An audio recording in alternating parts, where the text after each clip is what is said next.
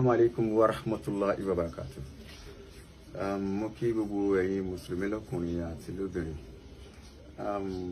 Pàápàá jùlọ gbogbo àwa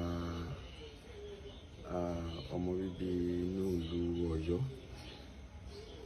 Ìtàn tí mo sọ tí ó ń trend wípé kò sí nǹkan tó jọ. Bẹ́ẹ̀ ni èmi náà gbọ́ lẹ́nu àwọn èèyàn. Ẹ ti mọ àṣà wa olórin, so ó wá sí mi lọ́kàn nígbà tí mo fẹ́ pọ́n àwọn àfáà lé ní òde tí mo ti sọ nílọrin jọ yẹn.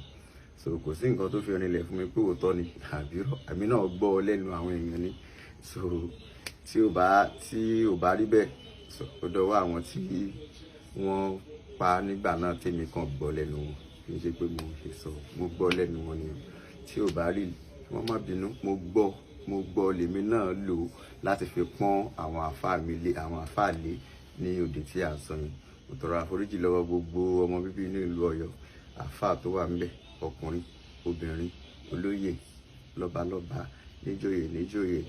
So ẹ má bínú, mo gbọ́ ni mo ní kí n fi pọ́n àwọn àfáà mi lé ní òde o. Wassalamu alaikum wa rahmatullahi wa barakatuh.